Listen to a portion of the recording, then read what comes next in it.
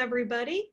My name is Diane Goldenberg-Hart. I'm with the Coalition for Networked Information, CNI, and you have reached part of CNI's Spring 2020 virtual membership meeting, and we're so glad that you could join us. Today we have a presentation from 4 members of the staff at Penn State University, including Dan Coughlin, Anna Enriquez, Cynthia Hudson Vitale, and Brandy Karl. And they're joining us here today to talk about Beyond the Repository, integrations to support open access policies. Before I hand it over to our panel, I just want to call your attention to a few things, a few features of the webinar environment here today. One is that there's a little Q&A box. If you click on the Q&A button at the bottom of your screen, a window will pop up and you can type in your questions or comments in that box at any time. We'll wait until the end of the presentation to answer those questions. I'll come back and moderate the Q&A, but feel free to type those questions in there at any time. There's no need to wait until the end. There's also a chat box. If you click on the chat button, you'll see a chat box pop up. You're welcome to use that chat box to ask questions also or make comments. And we'll be using that chat box as well to send out pointers and links and other information throughout the presentation. So without further ado, I want to thank you all again for taking time out of your day to join us. And I want to welcome our presenters and thank them for being here. And with that, it's over to you, Brandy. Thank you, Diane. So today we're talking about the Penn State Library's work on repository integrations to support our brand new open access policy. And Dan, could you go to the next slide? We want to start out with a little background on this brand new policy and all the integration work we envisioned from the start. I will cover that. I'm Brandy, I'm the head of scholarly communications and copyright. Dan is going to cover the technical infrastructure. He's the head of library strategic technologies.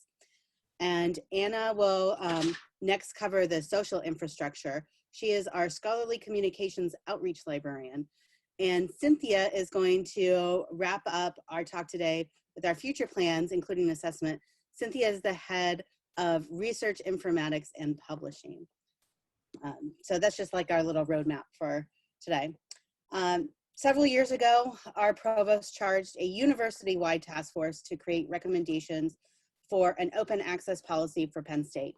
On the task force, we had members that were non-libraries faculty and libraries representatives, and actually a research and a data person who's not a faculty member. They were just members throughout our community. And the task force wrote a report on the state of open access at Penn State with a kind of broad slate of suggested changes, as well as a suggestion for a Harvard-style open access policy. If you've seen Harvard's, you've seen basically everyone else's. And the policy covers scholarly articles with a waiver mechanism for individual articles. And our goal really was to increase the accessibility of Penn State produced research while also providing benefits to faculty like wide and open availability of their research, increased citations, and research impact. Both the task force discussion and the report included technology implementation as a way to enable success for the policy. So it wasn't just about the policy. Technology is something that we considered really vital to the entire process from the beginning. Dan was also on the task force and led discussions on how we might develop technical solutions, like we're going to talk about today, to a really persistent open access problem, which is getting faculty to deposit the right version of their paper at the right time. We can't make their research openly available without getting their papers. So what we determined was that creating systems to make article deposit was really necessary in order to achieve our goals.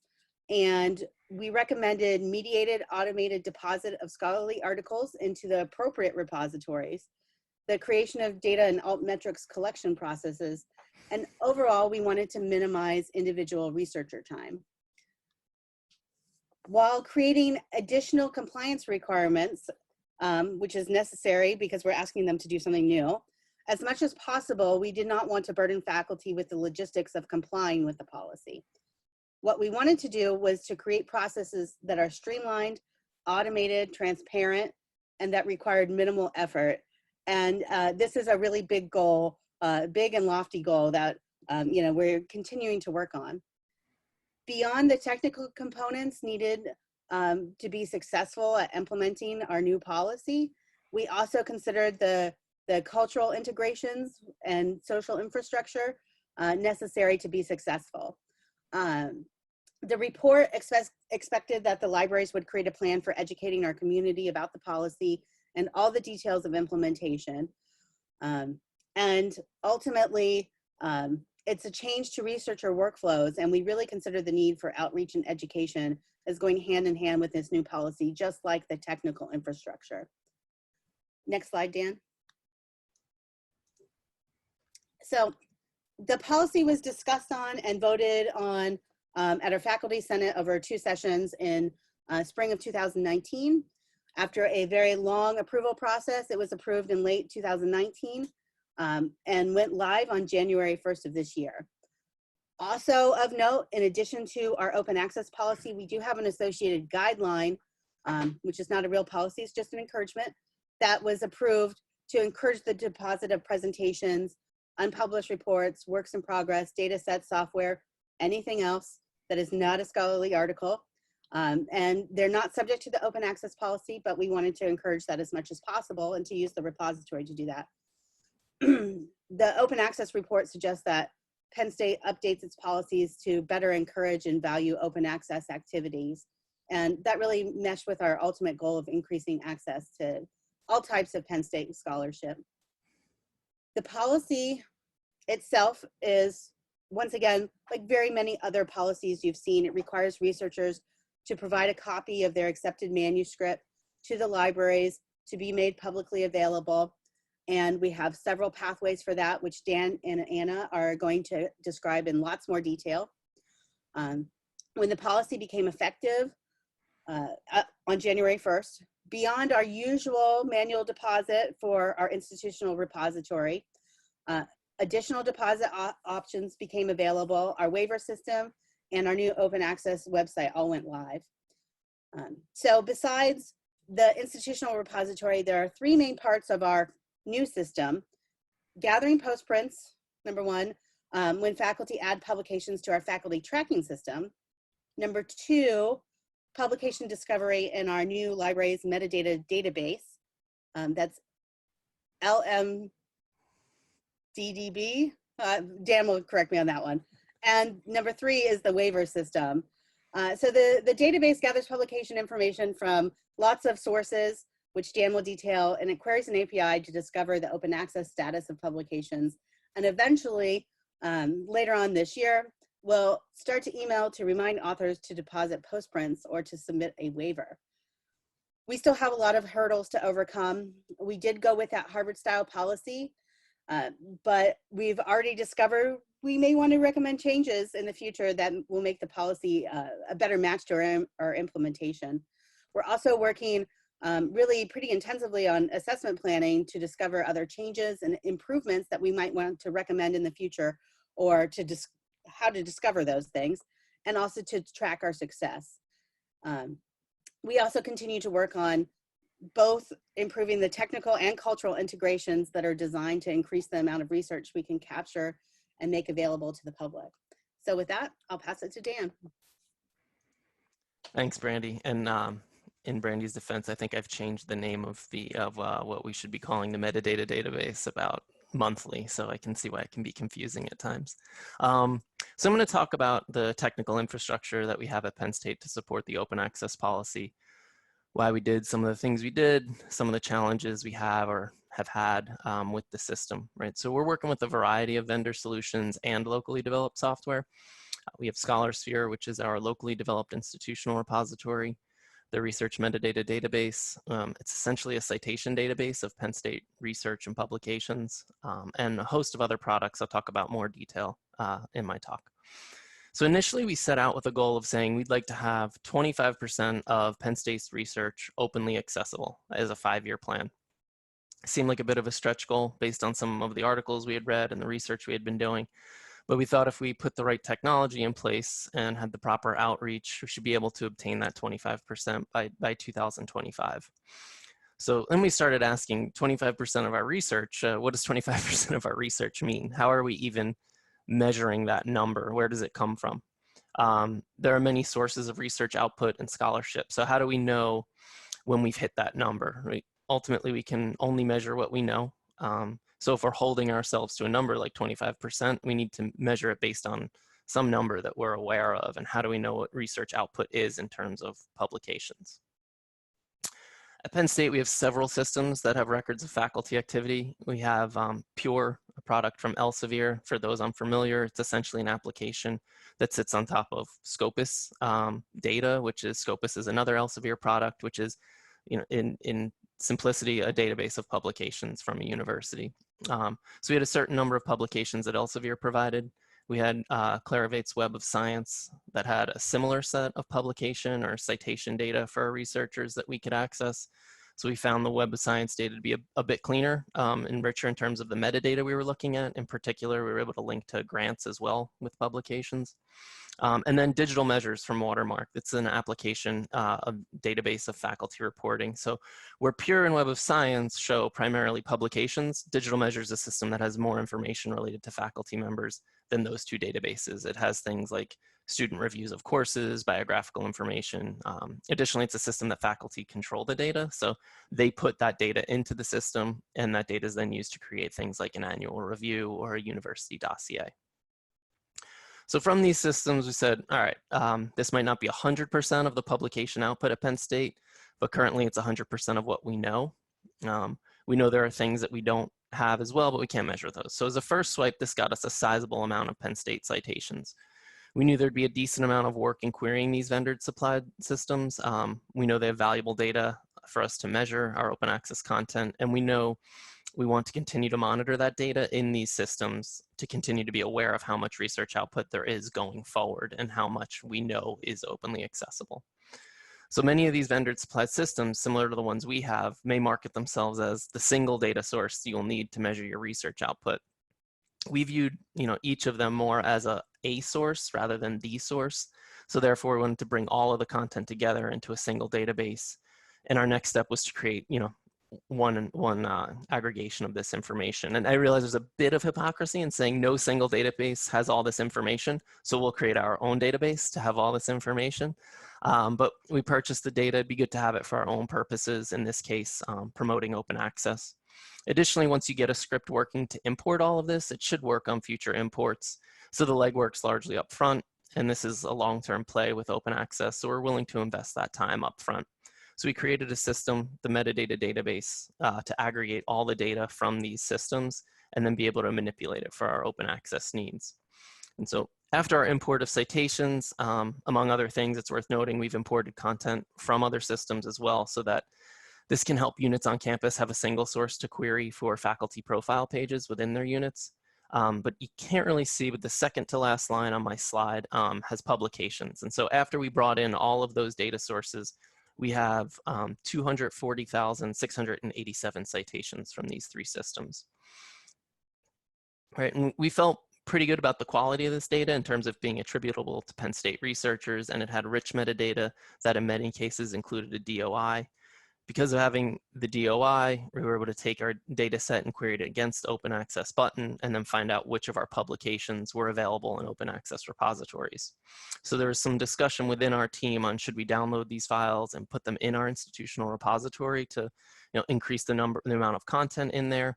And at least for now, we actually decided against it because it doesn't really expand the footprint of our open access content. It just expands the content in the IR. We did find 45,548 open access articles or links to open access articles from our publications. So that's about 19% of the 200-some thousand articles that we had. So with a goal of 25%, 3-5 years out, we're pretty happy with starting year 0 in January. Once this policy went into place, we were at 19% right away. Also gives us a good measure to see how effective our policy is in increasing open access at Penn State. We'd already had almost 20% of our scholarship in open access repositories. We just didn't know about it. So this number is a moving target, right? If we had another source of data to increase the coverage in another domain that may not have as much focus on open access, then we may see our numbers fall.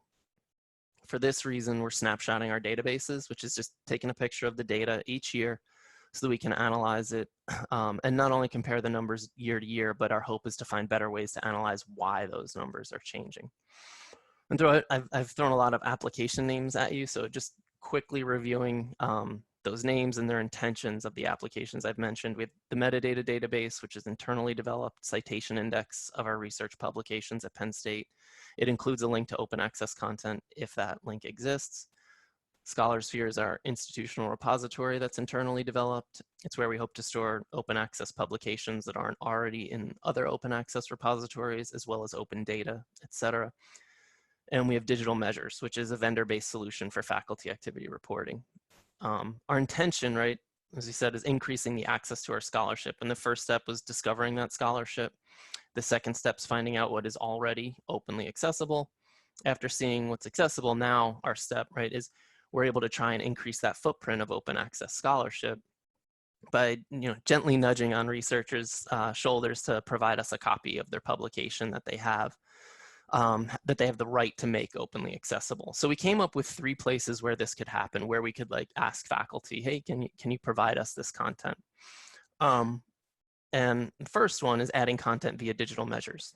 Our university's central solution to the faculty activity reporting for annual reviews and promotion and tenure.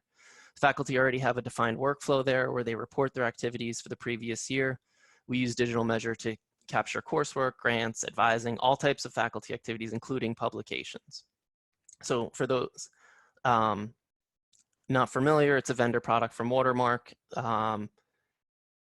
And they were purchased, it was just recently purchased by Watermark, so it's kind of going through a bit of a rebranding change. But that said, we're able to work with the vendor and ask them to add fields that you see on my screen to the form where faculty add their publications to give faculty an opportunity to upload the corresponding postprint, right? So eventually we hope to automate this, but currently we have a very manual process in terms of getting that article from digital measures into ScholarSphere.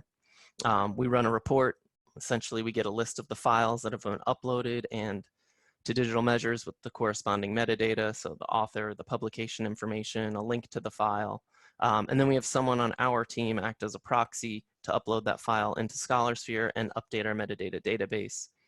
So we know that we have an open access copy and link to it. So we put this in place in mid-December, and there are varying degrees of skepticism on how successful this would be. So far, we've had a lot of uploads to digital measures that are not proper files. So really what we're working on there is some user training to work through that at this point. The second way for faculty to provide open access scholarship is by logging directly into our metadata database. Once logging in, they can view their list of their publications and see what we have identified as the publications known to have an open access version. The open access obligations has been waived for this publication. An open access version of this publication is currently being added to ScholarSphere, or the open access status of this publication is currently unknown. Click to the title to add an information or submit a waiver, right? So from here, faculty are able to upload an open access copy of a publication that may not exist, or they can provide a link to an open access copy if they have that. And the third way researchers may satisfy our open access policy is for them to add content directly to our IR, which is ScholarSphere, with the intention of meeting the open access requirement. This is perhaps the most obvious, but also currently we don't have a way to automatically track this. So again, our manual process for this is to look at a report of IR uploads on a weekly or monthly basis, and then see which of those look to be postprints or content that appears to be meeting our open access policy. Then create a link between this content and the metadata database. So future development for our IR includes an OAI PMH metadata feed, and that'll allow us to register our IR with open access button. At that point, anytime we do a data refresh to find open access content in ScholarSphere will be automatically picked up. For now, it's a pretty manual process. At this point, we don't have a catalyst behind getting faculty to log into either ScholarSphere to upload content or to log into the metadata database to upload content. Digital measures is part of their annual review, so that's already in their workflow, albeit a bit begrudgingly part of their workflow in many cases, but future directions for this is to develop an annual or semi-annual email that lets faculty know that we're aware of a publication they have and it does not meet an open access, or it doesn't have an open access copy, and how they can log into our system and provide that copy. And so we hope to have that later this year. Our ability to go out and get citation listings and then find the open access copy content rather is something we're particularly proud of, and how that work can continue to happen year after year. So we have a multifaceted approach of sorts where faculty can meet the requirements of this policy in a number of ways. We also believe the more avenues we have for faculty, the better. The more we can reduce their burden, i.e. within digital measures workflow, automatically finding their existing content, the better. It's worth mentioning at this point, we have a very minor integration with ORCID, but we're looking to have more meaningful integrations with ORCID down the road. And Cynthia will talk a little bit about that. And our next phases are largely around integrating these three systems between the metadata database and ScholarSphere. And so this work can be done with a little less intervention on our behalf. And next, I will turn it over to Anna to discuss the outreach. Thanks, Dan. I'm going to talk now about kind of the social component of the implementation. We could call it outreach, we could call it liaison work. So in developing the technical implementation of a policy that Dan has just described for you, we're trying to simplify compliance for researchers, but we ended up making a fairly complicated system. One thing I do at Penn State is support compliance with federal funder public access policies. And as I'm sure many of you know, the NIH has 4 compliance mechanisms, A through D, in their public access policy. And I used to chuckle a little bit about that when I would teach workshops on the policy. But when we wrote up our documentation for our system, we started with 3 compliance mechanisms, as Dan just described. And now in our documentation, we actually have 4. I'll say more about that in a minute. So for some people, one option is simpler. For others, a different option is simpler. And I think we have that complexity for some of the same reasons that the NIH does. In part, the researcher's decision about where to publish their article is going to determine which compliance option is going to be the best fit for them. That's true for NIH options as well. We face a couple of additional challenges that push users into different compliance paths. One is that for that faculty activity reporting system that Dan was talking about, we have varying usage of the system. There are a couple of university units who are just starting to use the system, whereas others have been using it for a long time. So even among faculty, not all of them are going to want or be able to use that mechanism for making their work open. We also have a pretty broad open access policy. It applies to many different user types besides just faculty. So it applies to staff, but it also potentially applies to people who don't have university email addresses, who can't authenticate into our systems. So this means that I have a lot more sympathy now for the NIH's 4 compliance option strategy. And it also means that our outreach goal is twofold. We want to make researchers aware of the policy and how to comply, but we also want to help them identify their easiest deposit option, ideally without showing them the full complexity of the whole deposit system, the whole technical implementation. Most users don't need to know about the full picture. They need to know about the one path that's really easy for them to use. Next slide, please. All right, so I'm going to tell you about 3 different sets of tools that we're using to do this outreach. One tool is the implementation website. Another is our open liaison program within the Penn State Libraries. And the third is a series of open access workshops and our open office hours. Next slide, please, Dan. So one challenge in aligning in our implementation has been aligning it with the policy text. Brandy mentioned this a little bit. What I like to say is that our implementation is fully compatible with the text of the policy, but it's not a perfect match. So for example, the policy says university researchers will provide an electronic copy of the author's accepted manuscript to the Office of Scholarly Communications and Copyright within the university libraries. And that sounds worryingly like you should email a PDF to Brandy and Anna. And that's the last thing we want them to do. So one simple thing we did was add hyperlinks from the policy on the official policy website where a lot of people are actually reading it, and have those hyperlinks point to our implementation website. So this is a fairly simple site. It primarily describes how to deposit, which the site refers to as how to make your work open.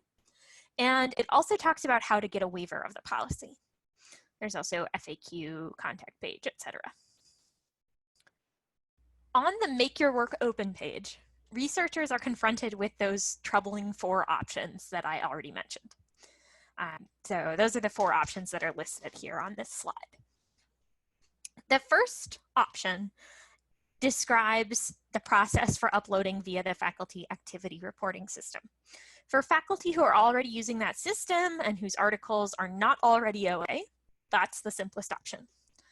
And that probably represents a plurality, but I think not a majority of the articles that we want to see uploaded. Or I should say, the articles covered by the policy. However, if the article's already OA, so for example, if it's green OA in a disciplinary repository, someone uploaded their postprint to the archive, or it's already in a co-author's IR at another institution, or if it's available OA from the publisher, the author is going to be better off going to the research metadata database, the second option on this list, first. Because the metadata database is going to know if, it's going to know if the work is already open access. So that's why I corrected myself a minute ago. Some of these things we don't actually want people to upload at all. We just want them to point us in the direction of their work. Or ideally, we want to have already found it. So for people whose stuff might already be available, going to the research metadata database is a better option because they won't have that extra work. However, non-faculty can't use option 1. Some non-faculty can use option 2 because they might have previous publications that have shown up in Pure, and therefore they have a profile in the research metadata database. But then we have some staff who can only use ScholarSphere, and we also have potentially others who are not staff but are covered by the policy, and they actually can't use ScholarSphere directly because you need to have university credentials for that. But ScholarSphere uploading is still going to be their best option. They'll just have to get in touch with us about it. So in group presentations and individual reference inquiries, I try to tailor the way I talk about the deposit mechanisms to match the thing that's most likely to work well for the particular audience.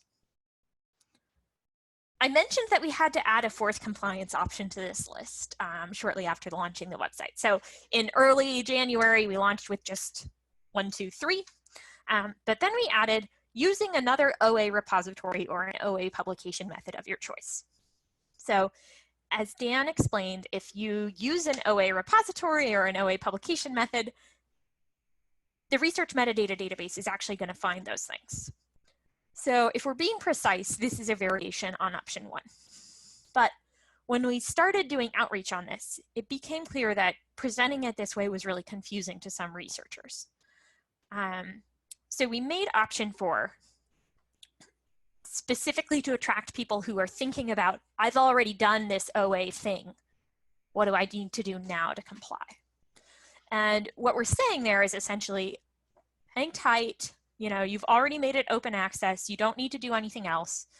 Wait for us to find it. And also, crucially, let us know if we don't find it, because we're continuously trying to improve the system, and if we find that we're not finding things that are being published on an open access basis, we certainly want to know about that so we can expand the sources that the research metadata database is checking.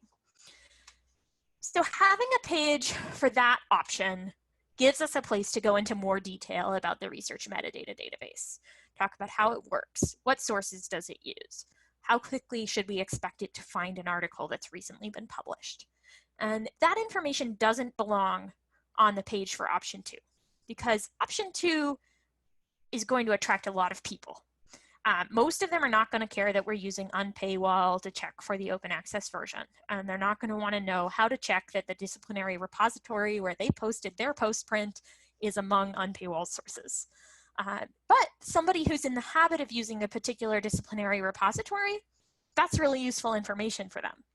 And the same goes for someone who always publishes Gold OA. They may want to check on the journals where they frequently publish or the journals that they edit to see if we are finding those when we look for OA versions.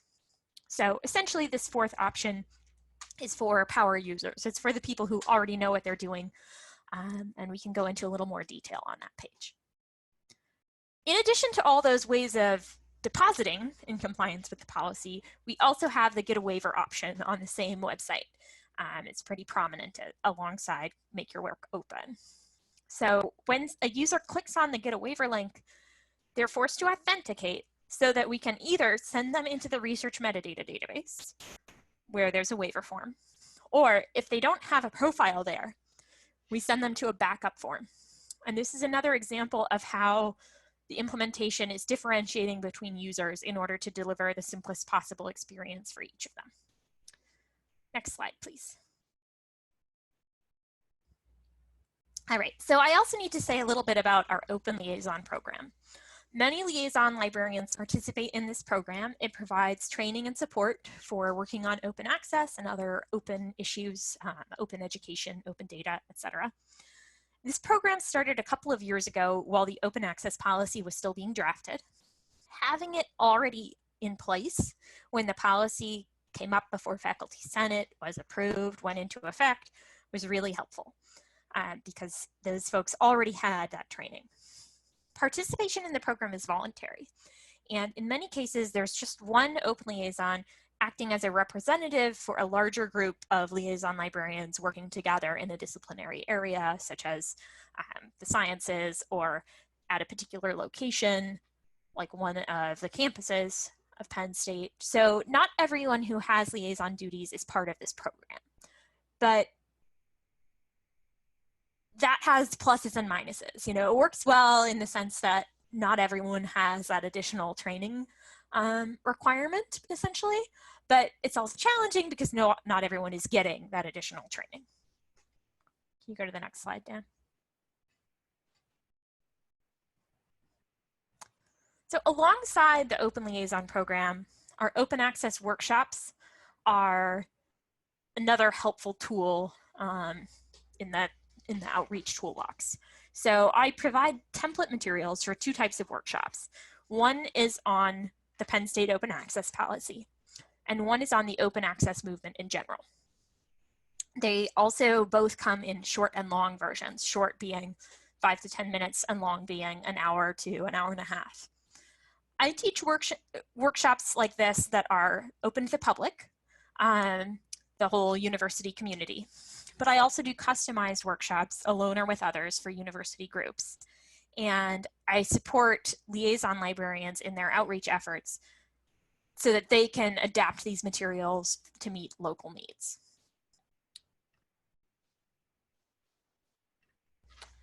Since this January, I've given 4 of those public ones with a total of about 100 attendees. I've also co-presented or presented 5 customized workshops, including 2 for councils of administrators across many university colleges. That was a nice opportunity. At least half a dozen of our colleagues have also presented about the policy, including 2 groups involved in faculty governance. So we've been really getting the word out. It's been especially helpful to have a very short spiel available. In April, I gave a couple of presentations where I actually managed to share a 5-minute time slot with 2 other colleagues. It's helpful in that time crunched situation to have the longer public workshops scheduled and available so that people can say, oh, that was actually interesting. I need to know more. I'm going to go to this workshop. Or, you know, to be able to refer them to the website. The other thing that we had been doing that we stopped doing was offering drop-in office hours about the policy, where Brandy and I would staff a Zoom room for an hour and publicize our availability to answer questions.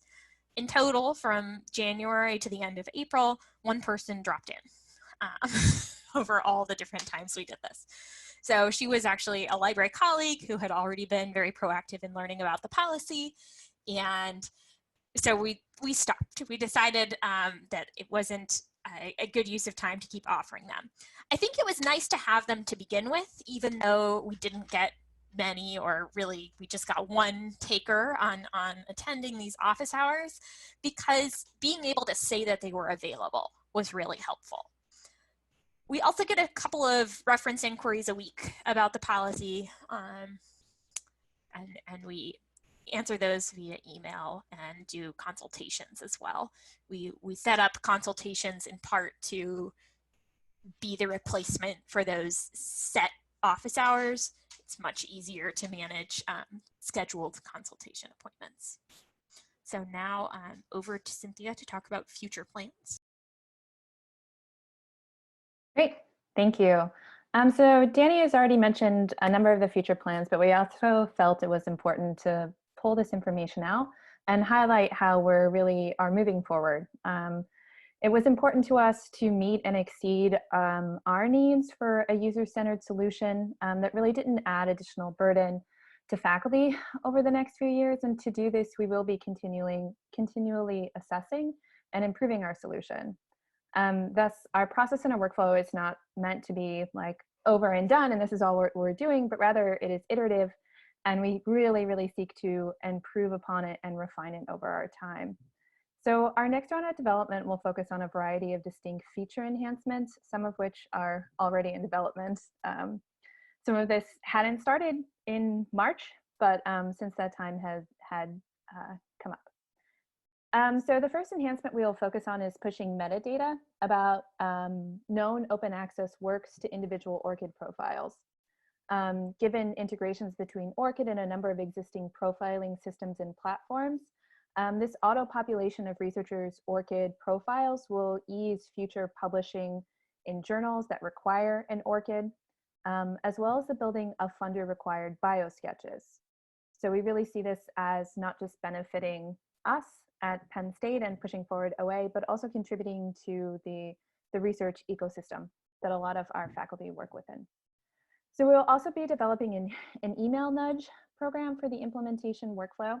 This program will send an automated email to every faculty member who has published a known article in the last X number of months, but has not provided a link to an OA version or a PDF of the article.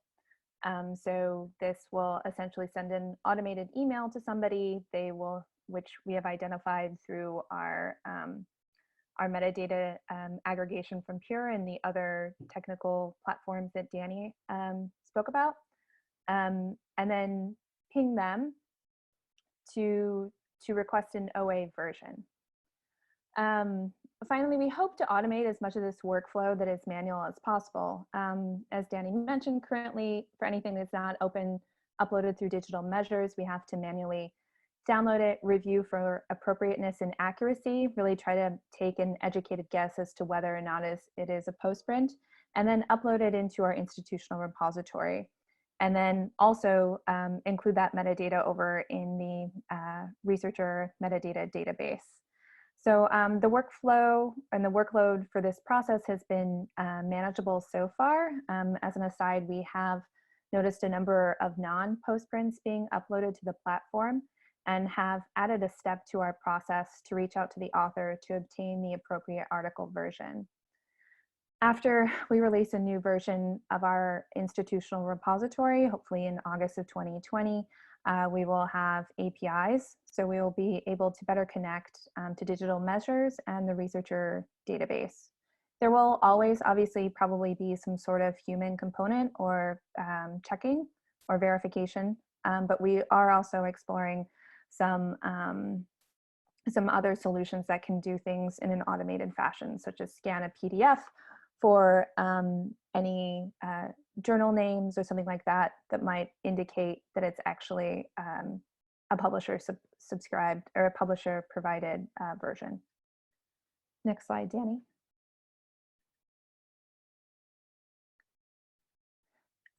So as you've heard from my colleagues, much of this infrastructure was just launched in January, but we are currently establishing a multi-pronged approach to assess the success of the OA policy, the technical implementation, and the impact of Penn State's OA policy in the larger scholarly communication ecosystem. As has been previously noted, we found on average every year around 20% of Penn State research is available OA. In August of 2019, we conducted an analysis of OA articles for PSU authors for 2018 publications. And from this, we actually know that more than 2,800 PSU publications from 2018 are open access. This is more than a quarter, which is really exciting, of 28 publications with a PSU author. I should mention that this is a pretty fuzzy number though, as the calculations does not have a 100% accurate denominator. And this number about 2018 is extra fuzzy because obviously it includes a number of articles that were just made available OA through embargoes. So we will continue to calculate the OA articles on a yearly basis to really track this trend and the impact, but it was really important for us to have a baseline going forward.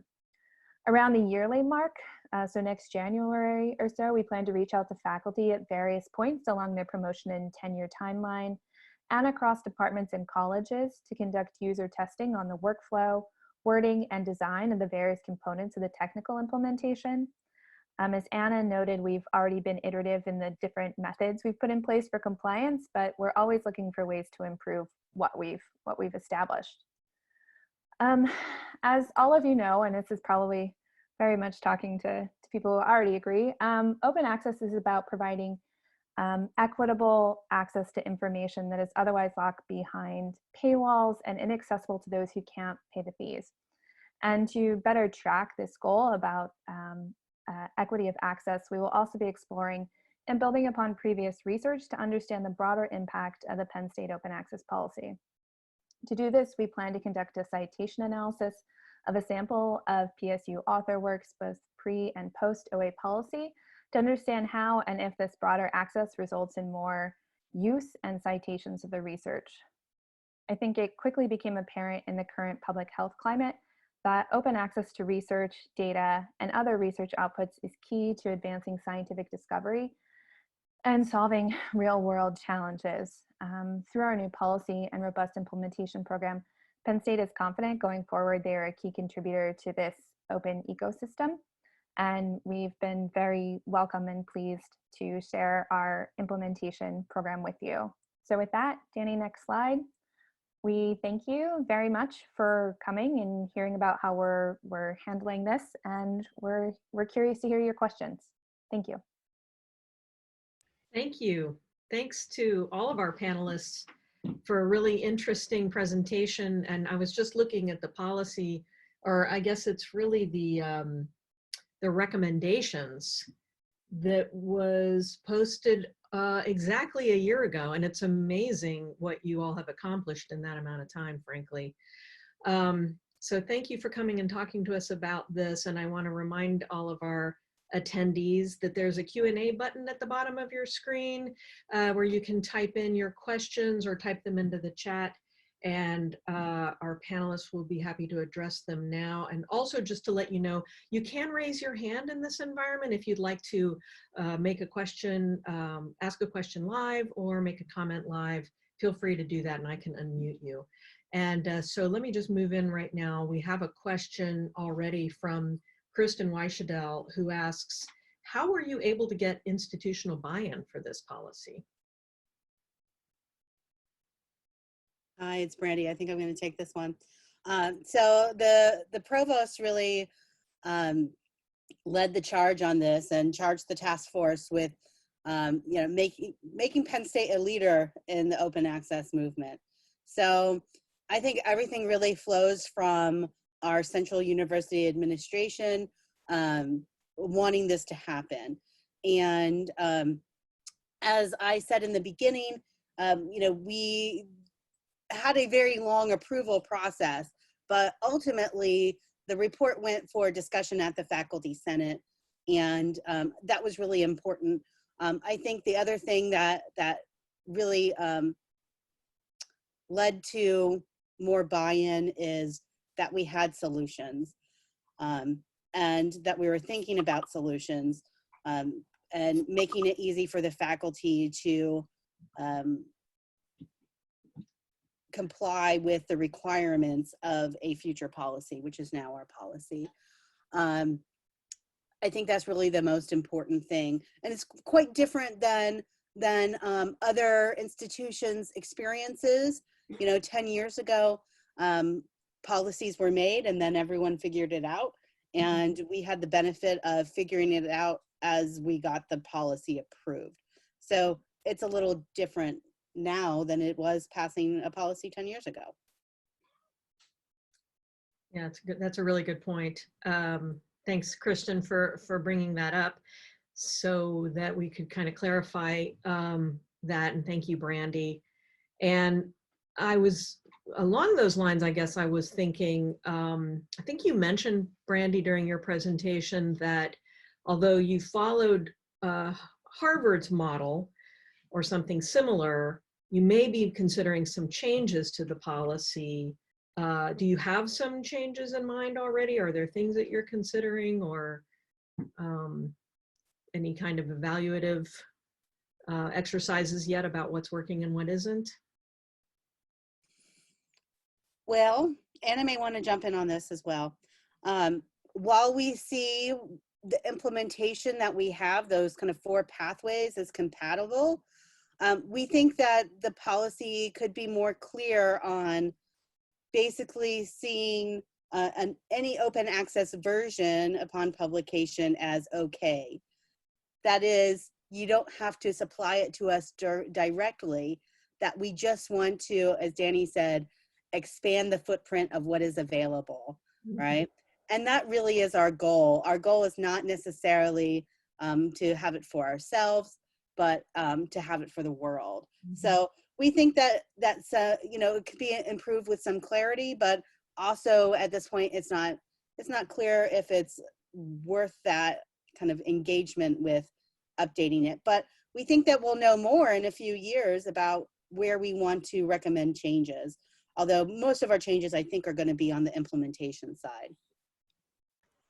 Yeah, I'll just chime into, so I think there are a lot of places where the policy is, in a sense, more strict, or, I mean, really just not precisely matched with what we want, right? Like, one of the things is, it says you have to provide the author's accepted manuscript. Well, if I publish in a Gold OA journal and I want to provide the final version, you know, technically the policy does not say that's okay. But of course, we're happy for that to be the version that you provide if you have the right to provide it. So there's some stuff like that. The other kind of change I think that we might want to make down the road, and it's too early to say whether this is a good idea, but basically with the waiver, and I see that there's a question about it, so I'll try not to answer that question quite yet, but our waiver is a per article waiver, like the Harvard policies waiver.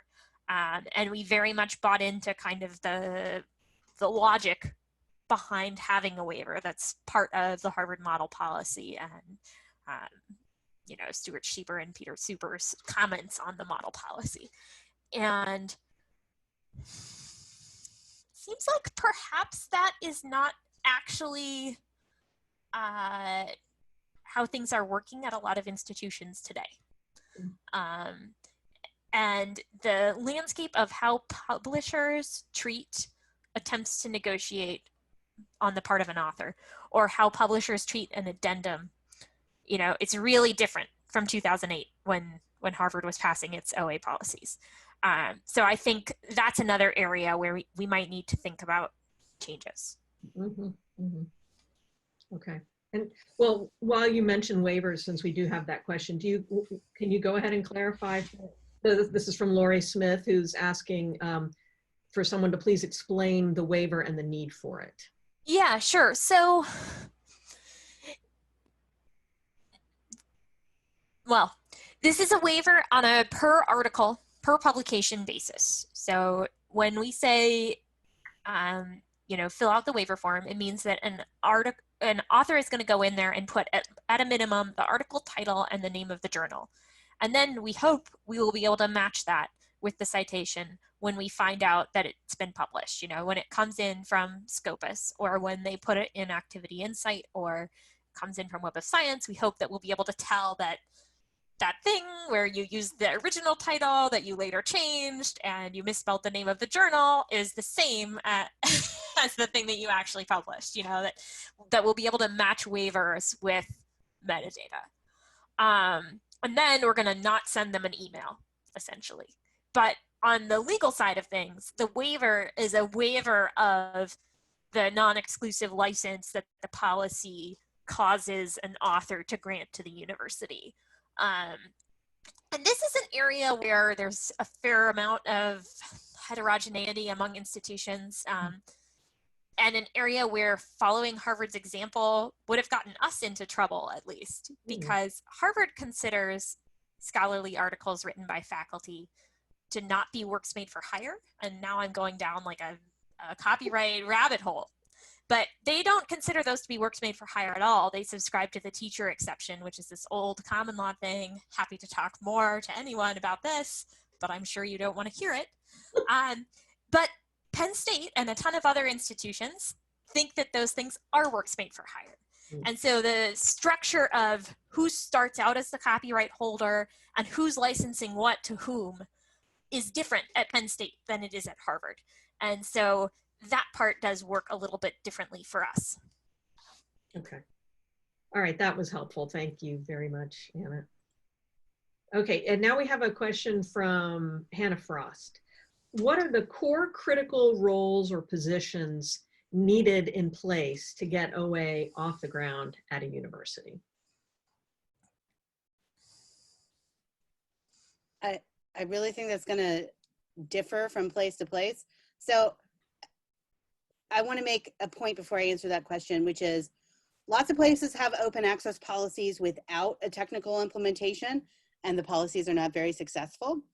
And it's possible to also do some of this work without an open access policy, right? That you'd have to get a license, right? But you can ask researchers, if you have a faculty management or reporting system, to deposit their postprint for deposit in the institutional repository when they report about it. You don't actually necessarily need an open access policy to do that. It helps a lot, right? But you can still ask them and then go through a license granting process as part of that. But we really think that the technology has to be there. So there has to be either a team or someone that manages the outsourcing to create the technology. And there has to be someone to educate researchers about what they need to do in order to comply. And I think those are the two critical roles. And, Anna mentioned that she also educates a lot on public access, and her role grew out of discussions that we had before this open access task force in the libraries, that we needed this role to be part of our plan on helping researchers comply with funding mandates. Right. And I was curious about those workshops, Anna. Who tends to come to your public workshops? Is it faculty looking for more information on this policy, or who does it attract? Well, it's interesting to think about that question in combination with the I do workshops on the public access policies question, because I've been doing those workshops for a few terms now. And I was able to publicize those by having the sponsored programs office send an email to everyone who has or has ever applied for or ever had an NSF grant at Penn State or an NIH grant at Penn State. And so all the PIs, past and present and potentially future. So that's a really good list to have someone email your workshop to. And when the open access policy came into effect this January and I was putting together my spring slate of workshops, I got them to plug the open access workshops as well. So from that listserv, we do get faculty coming to the workshops, which is fantastic. And it's hard to get them to show up for my other kinds of workshops, like on copyright and stuff. But because it's research compliance and because I keep them as short as possible, I do get faculty. And then also I get kind of research administration support staff who also play a pretty big role in the public access policy compliance. And in some cases, it seems like they're going to play a role in the OA policy compliance. That's kind of an ironic thing about both the federal public access policies and the Penn State one is that they're designed for the author, the scientist, to do the actual work of uploading the article. And yeah, sometimes you can have a proxy do it for you, but we entertain this fiction that it's the scientist, and often it's not. And how is someone supposed to get a copy of the postprint if they were never involved in the drafting of the article? You know, so there are some interesting complexities there that I uncover with those workshops. Yeah, that's really interesting. So you're working with the Office of Research. That's a great strategy, and what a marvelous way to find your audience. And speaking of working, you know, collaboratively across the campus, I was thinking about IT. I mean, I think Dan mentioned that there's some integration built in, potential integration with your system. And so I was wondering, to what extent are you working with Central IT, or was Central IT involved in putting together the system and having all these components fit together? Yeah, actually, our Central IT unit wasn't really involved any more than like some of their systems just provide, you know, access to their data. And so it was more of just like a very informal relationship from that perspective. And in some cases, you know, we mentioned the ORCID integration. Actually, our Central IT unit wrote an application so that you can link your Penn State Access ID with an ORCID ID. So, I mean, they definitely have a role, but like in terms of day-to-day work or our partnership in this specifically, wasn't as big because a lot of these applications are either written out of the library or Pure, for example, is out of the Office of the Vice President for Research. So a lot of coordination with a lot of units on campus. Yeah, definitely. Well, really interesting to hear about your process, and you clearly have a very robust mechanism in place, a great model for anyone who's interested in exploring something similar.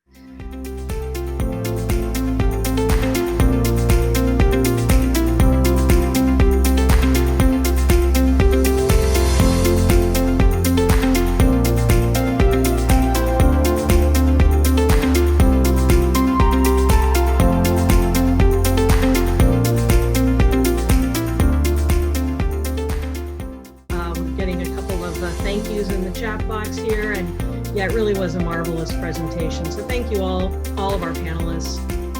Thanks to all of our attendees for being here, and we hope we'll see you at another CNI webinar soon. Thanks so much.